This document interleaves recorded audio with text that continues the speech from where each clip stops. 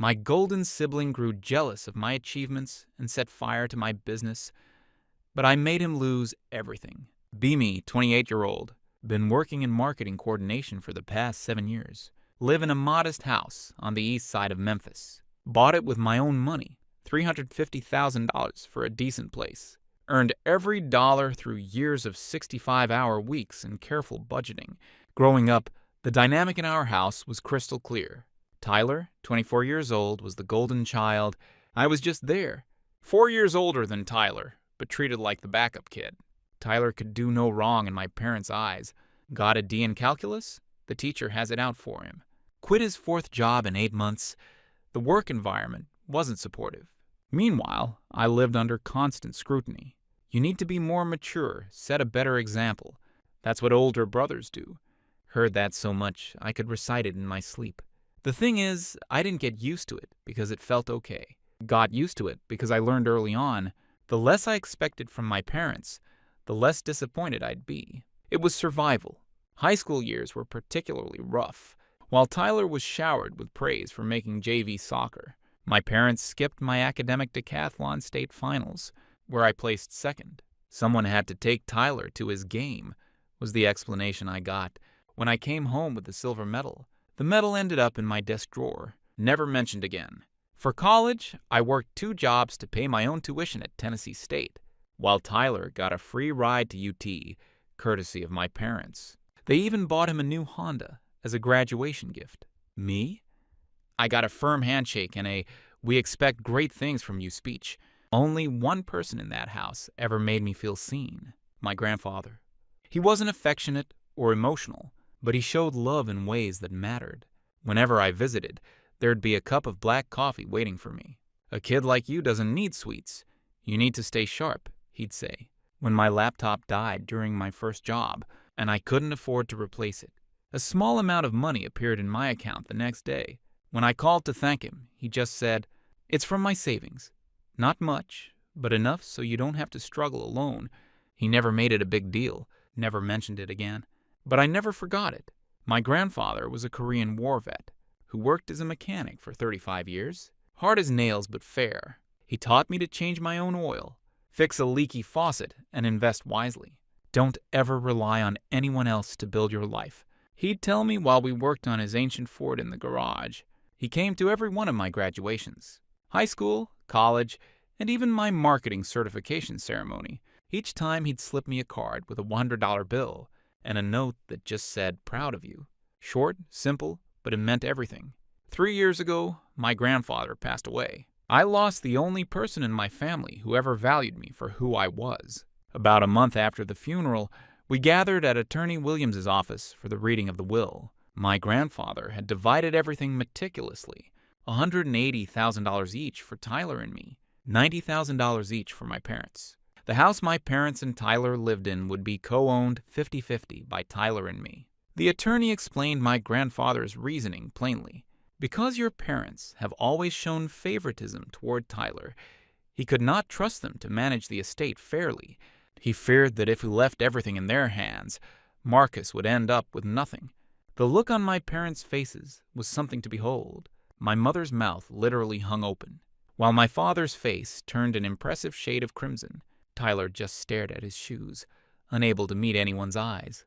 It turned out my grandfather had sold his own house for $540,000 a few months before he died. That's where the money came from. He'd planned everything carefully to ensure I wouldn't be screwed over after he was gone.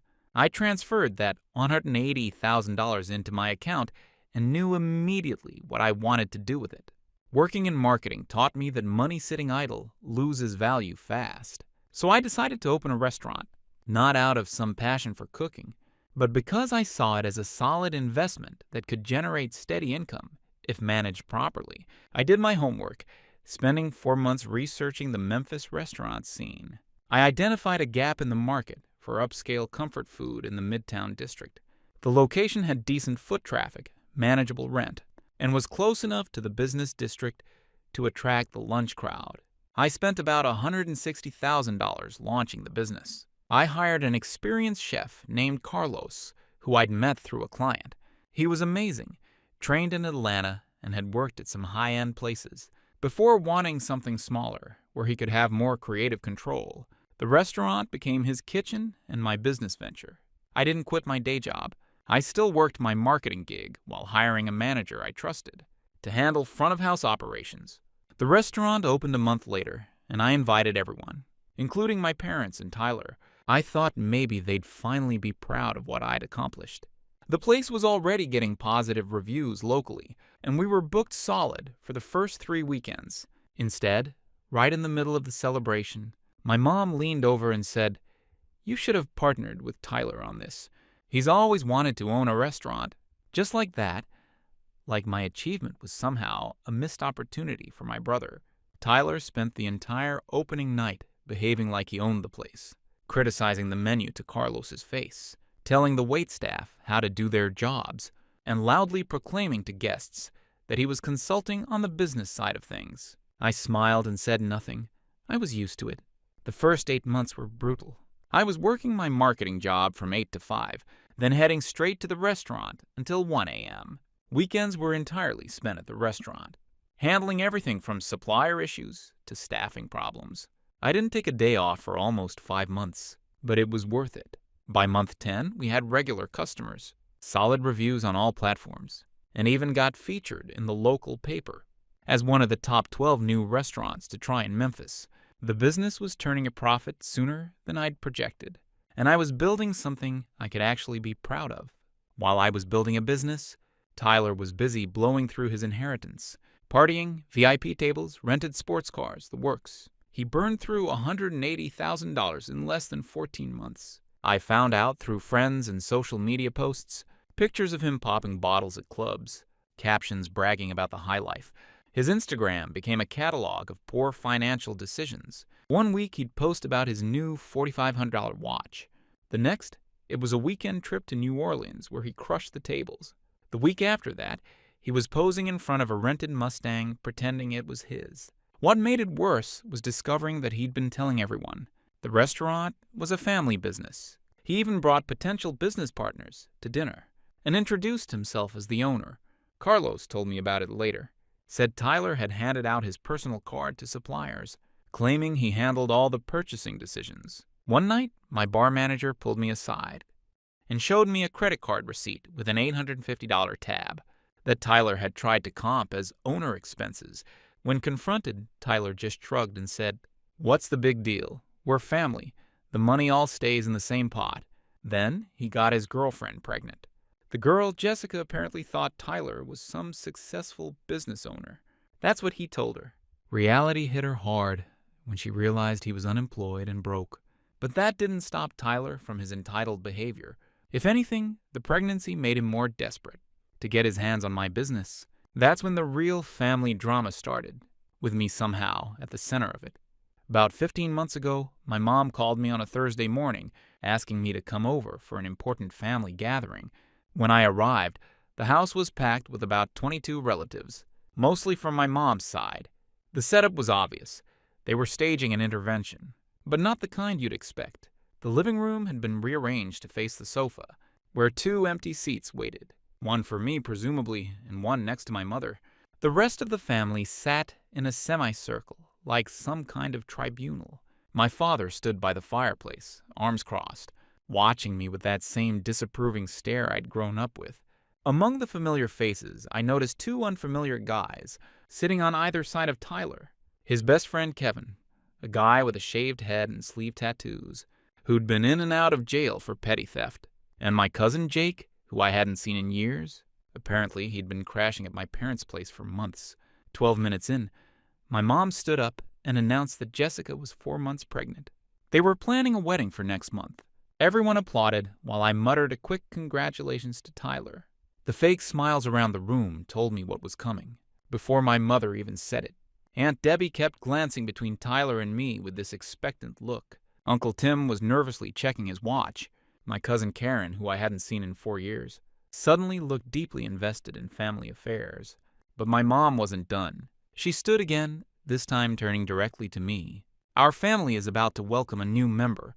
Tyler and Jessica are starting a new journey, but I understand that beginning a family isn't easy, especially since Tyler still doesn't have a stable job. Then she looked me straight in the eye and dropped the bomb. "Marcus, I know you've worked hard. I'm truly proud of everything you've accomplished. But today, I want you to think bigger. Think about your brother. Think about the child you're about to have in your life." And there it was. "I think you should make Tyler a co-owner of your restaurant.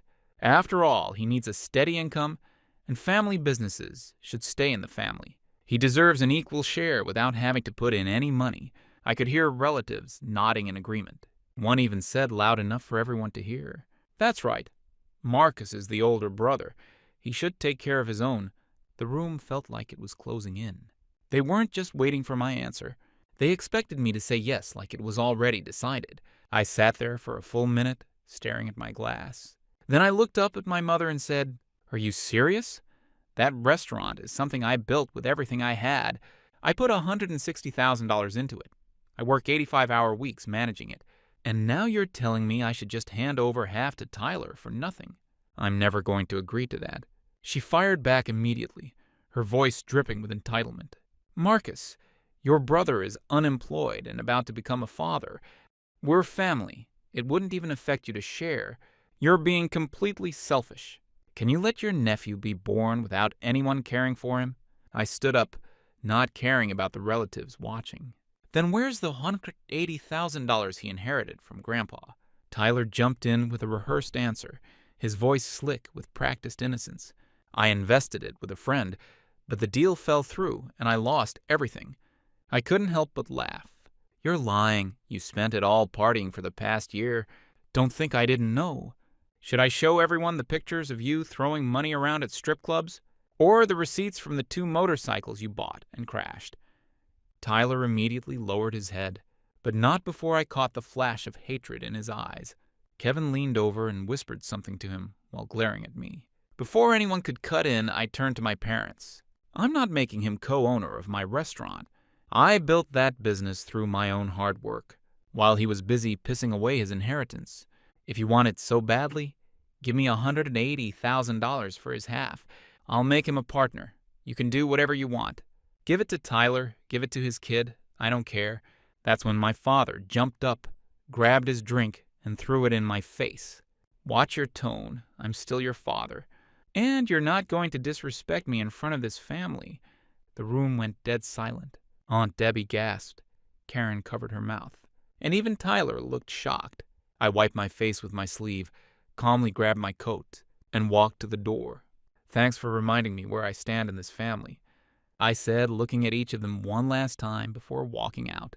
I drove home in silence. My phone buzzed constantly with texts and calls from various family members, some apologizing, others doubling down on why I should help Tyler. I ignored them all. For 3 weeks after that family gathering, I got nonstop calls and texts from my parents. My mom alternated between guilt trips, "I didn't raise you to be so selfish," and fake sweetness, "We're just trying to help your brother start a family."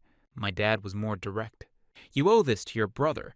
I blocked their numbers after the first week, but they started showing up at my house and the restaurant. One night, Tyler and Kevin came in during dinner service and made a scene telling customers that I was stealing from my own family and that the restaurant should rightfully be half his. I had to have them escorted out.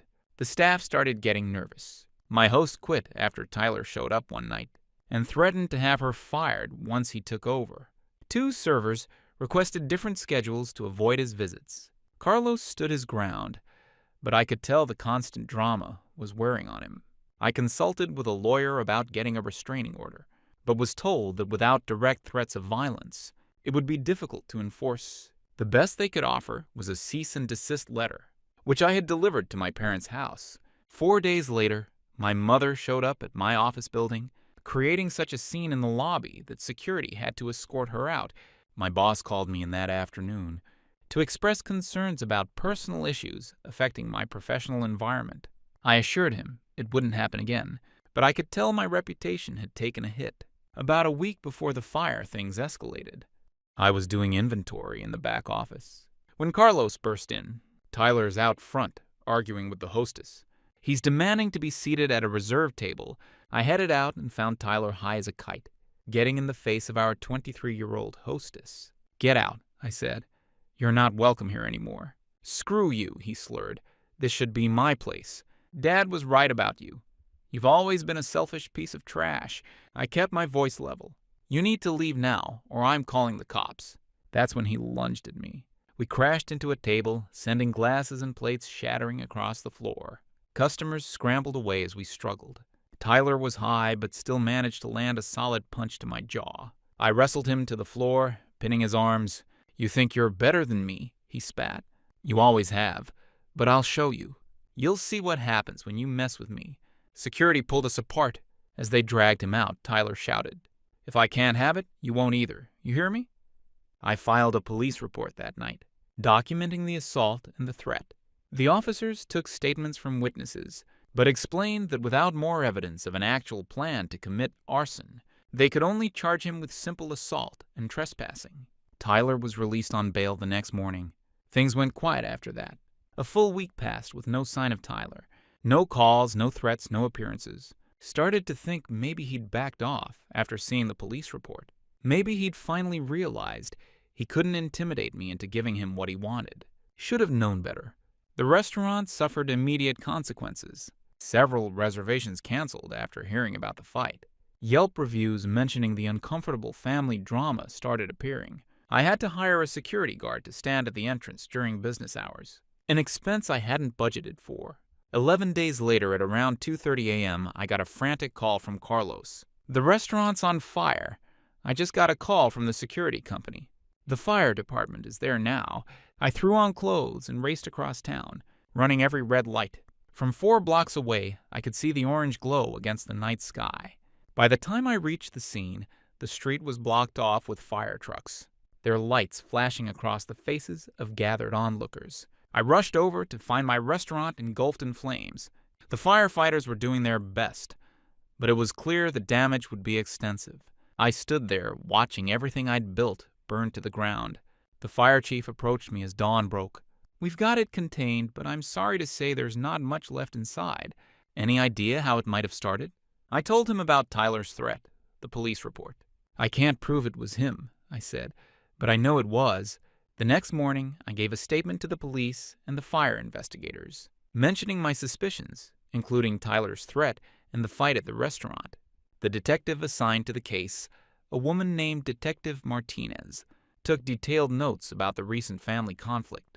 "We'll investigate thoroughly," she said, "but arson cases are complex and can take several months to build. We need to establish not just that it was arson, but who did it beyond a reasonable doubt." After leaving the police station, I called Tyler. He picked up on the 3rd ring. "Hey bro, what's up?" His voice was casual, like we were just catching up. "You know exactly what's up." "No idea what you're talking about." I could practically hear the smirk through the phone. "The restaurant burned down last night." A pause. "That's terrible. Insurance cover it?" "Cut the crap, Tyler. I was home all night. Ask Kevin. He crashed on my couch." Another pause. "Maybe it was electrical. Those old buildings, you know. Wiring goes bad." "You're going to regret this," he chuckled. "Regret what? Being home asleep while your investment went up in smoke?" "Good luck proving otherwise."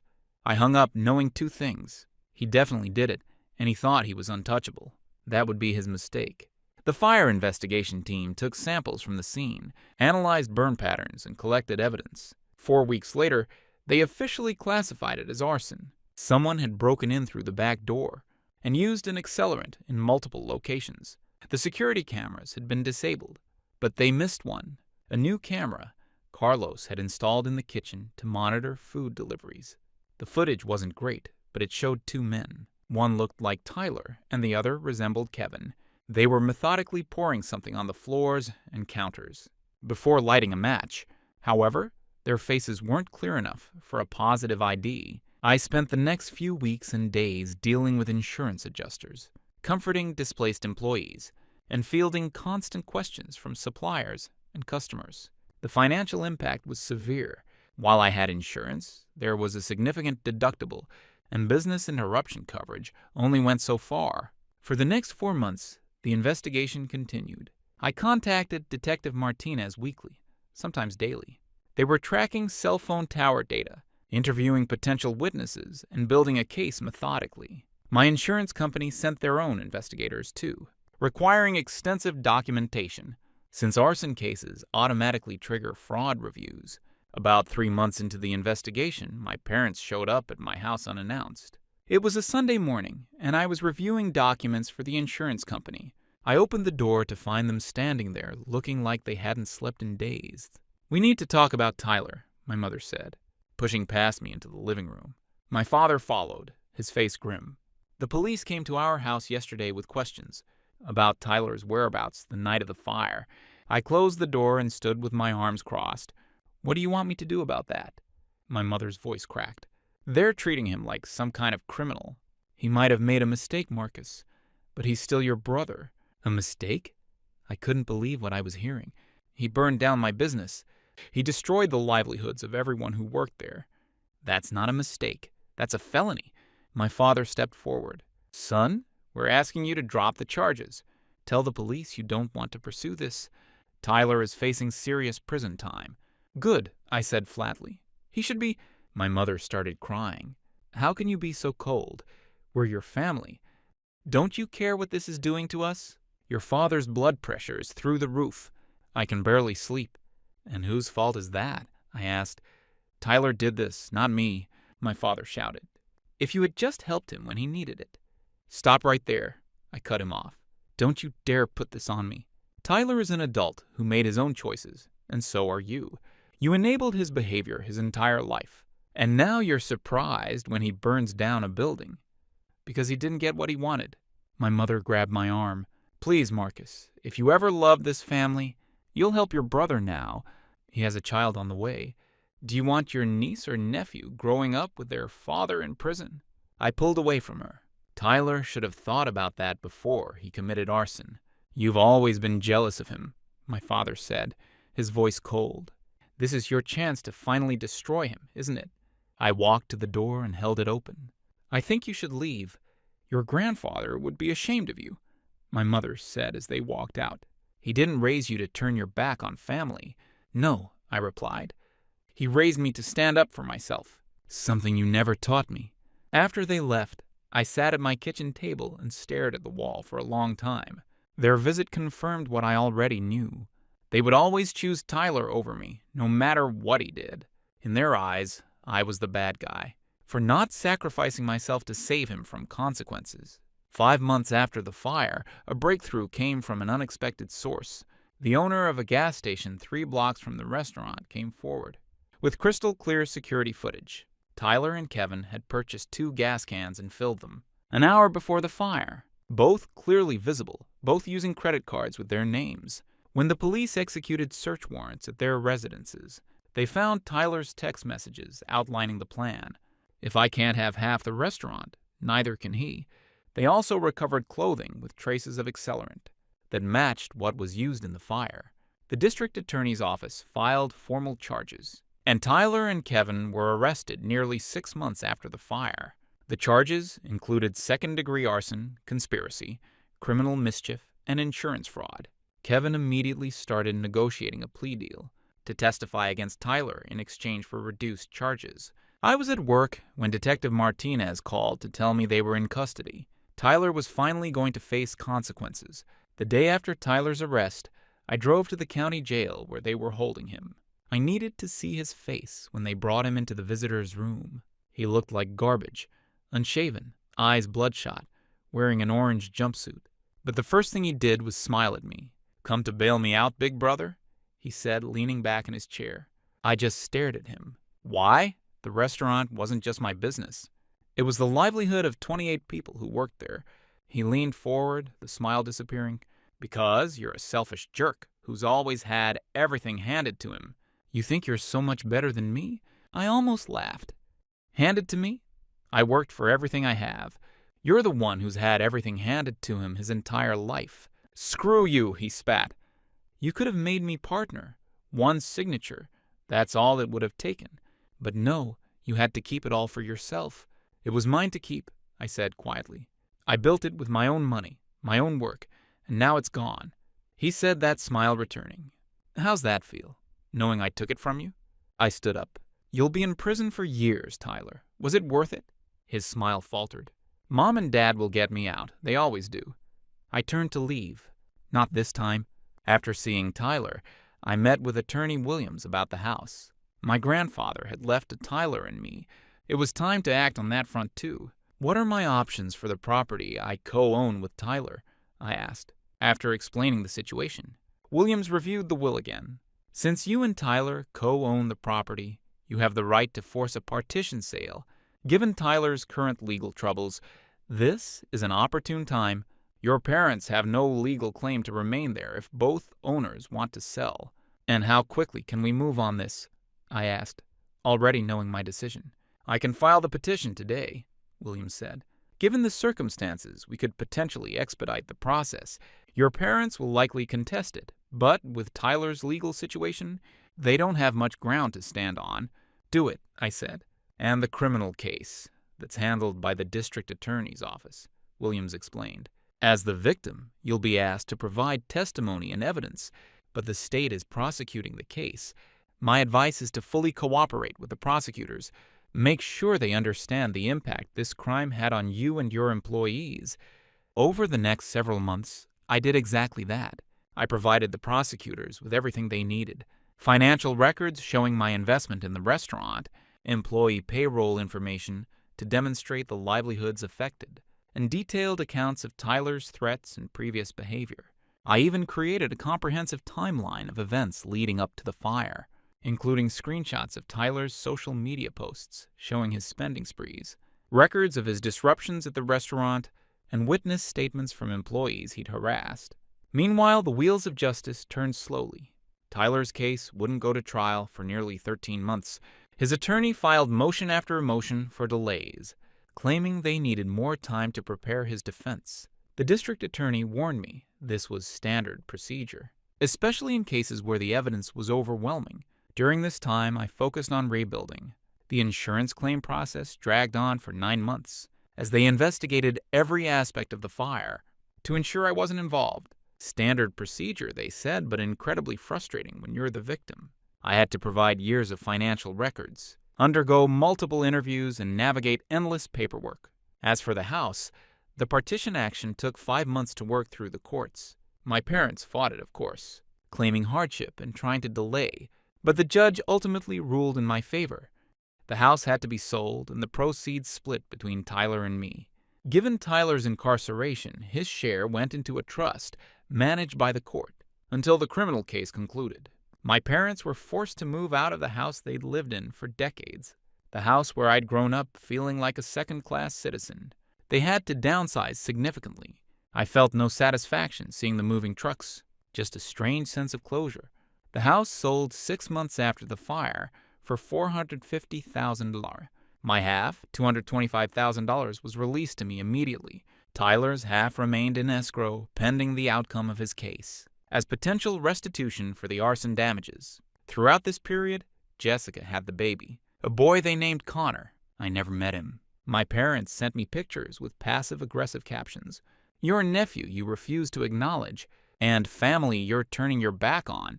I deleted them all without responding. The financial aftermath of the fire was brutal. While waiting for the insurance payout, I had to dip into my savings. To help some of my employees who were struggling, Carlos turned down offers from other restaurants. Staying loyal as we planned our comeback, I promised him a stake in the new place when we rebuilt. Finally, 13 months after the fire, Tyler's trial date arrived. By then, Kevin had already accepted a plea deal for 4 years in exchange for his testimony. The trial itself was surprisingly brief, just 5 days. The evidence was overwhelming. The security footage, the gas station receipts, the text messages, Kevin's testimony, and the forensic evidence from the fire scene. I testified on the second day, recounting the family gathering, Tyler's threats, and the fight at the restaurant. Tyler's attorney tried to paint it as a family squabble blown out of proportion, suggesting Tyler never intended to actually burn down the restaurant, just scare me. The jury didn't buy it. After just 7 hours of deliberation, they returned with a guilty verdict on all counts. Tyler was sentenced to 9 years in prison for arson and related charges, with the possibility of parole after 6 years.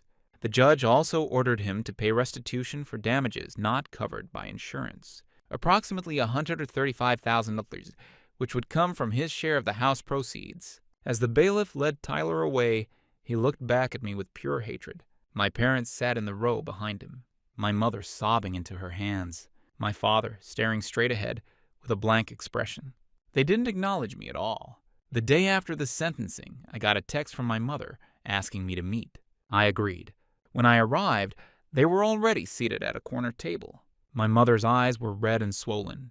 My father looked like he'd aged 12 years. "You got what you wanted," my father said as soon as I sat down. "Are you happy now?" I didn't take the bait. I didn't want any of this. Tyler made his choices. 9 years, my mother whispered, her voice breaking. "Our son will be in prison for 9 years because you couldn't forgive him." Forgive him? I shook my head in disbelief. He committed arson. He destroyed my business. What did you expect would happen? "We expected you to be a brother," my father hissed, leaning across the table. "You could have asked for leniency. You could have told the judge it was just a family dispute." "It wasn't just a family dispute," I said, keeping my voice level. "He committed a serious crime." My mother reached for my hand, but I pulled away. "But he's still your brother, your flesh and blood, and that's supposed to excuse everything?" I asked. "We're done with you," my father said, his voice trembling with rage. "You're no son of mine. As far as we're concerned, we only have one child now and he's in prison," I replied, turning to leave. "Maybe visit him once in a while. He'll need all the support he can get." My mother's voice followed me to the door. "Don't ever contact us again. You've ruined this family." I walked out without looking back, feeling a strange sense of relief. The last ties had been cut. 3 weeks after the sentencing, the insurance company finally released the full payout. $210,000 for the building and equipment, $38,000 for business interruption, and $22,000 for inventory loss. Combined with my half of the house sale, I now had $495,000 to rebuild. Rebuilding the restaurant took time. Finding a suitable new location took 4 months. I settled on a spot in the downtown area. More expensive, but with better foot traffic and visibility. Getting permits and approvals took another 3 months. Construction and renovations lasted 7 months. Throughout this process, I stayed in touch with my former employees, offering them advances and helping them find temporary work, promising their jobs back once we reopened. Carlos stuck with me the entire time. He helped design the new kitchen, tested menu items at pop-up events we ran to keep our name in the community, and never once wavered in his commitment to our vision. I hired a new general manager with experience turning around struggling restaurants, a guy named Nathan who'd worked for some major chains. Before wanting something more personal, he brought in a team of servers he'd worked with before, people he trusted to provide top-notch service. The new location cost more, but offered better visibility and parking. The previous tenant had been a failed gastropub, so the kitchen infrastructure was already in place, saving us significant renovation costs. I negotiated a lease with the option to buy after 6 years, thinking long-term despite everything that had happened. During the rebuild, I got approached by 4 different investors who'd heard about my story. They offered capital in exchange for equity. I turned them all down. After what happened with Tyler, I wasn't about to give up any control of my business, no matter how attractive the offers seemed. 20 months after the fire, our new restaurant finally opened. Bigger, better designed, and in a more prominent location. We upgraded everything. Better kitchen equipment, a custom wood-fired grill, a real bar with craft cocktails, and a private dining room for events. Carlos created a menu that blended his Atlanta training with Memphis flavors. Elevated comfort food that people couldn't get enough of.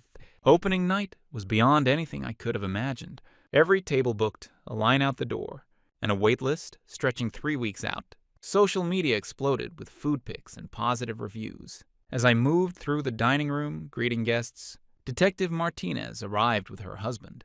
"Thought you might like an update," she said after I seated them at our best table. "Your brother's appeal was denied last week, and I heard your parents had to sell their car to make rent. Apparently, they spent everything they had on Tyler's legal defense." I nodded, feeling no satisfaction but no sympathy either. "Thank you for letting me know. Dinner's on the house tonight." As I continued making rounds, I chatted with a table of regulars from the old place. They'd been among the first to book when we announced the reopening. One of them raised his glass and said, "To coming back stronger." The rest of the dining room, overhearing, joined in the toast. I had to step into the kitchen for a minute to compose myself. That night, we did $1,700 in sales, more than double our best night at the old location. By the third month, we were turning a consistent profit and had to start a waiting list for reservations on weekends. I offered Carlos a 18% stake in the business, which he accepted with a firm handshake. Nathan got 7% with the option for more based on performance. Those decisions weren't just smart business moves. They were about building a team that was invested in our success. A year after reopening, I received a letter from Jessica. She explained that she and Tyler had broken up while he was in prison, and she was raising their son alone. She apologized for her role in the family drama and asked if I would consider meeting my nephew. I haven't decided on that yet. My relationship with my parents remains non-existent. They send cards on my birthday and Christmas, usually with guilt-laden messages about family and forgiveness. I don't respond. Meanwhile, the restaurant continues to thrive. We've expanded to offer lunch service, hired 4 more chefs to work under Carlos, and are considering opening a second location across town. The fire was meant to destroy everything I built, but instead it forced me to rebuild something better. Later, after the last customers had gone and the staff was finishing cleanup, Carlos brought out drinks. "To rising from the ashes," he said, pouring. We clinked glasses, and I looked around at my new restaurant, thriving despite everything Tyler had tried to destroy. Sometimes the best revenge isn't getting even. It's moving forward and succeeding, while they stay stuck in the mess they created.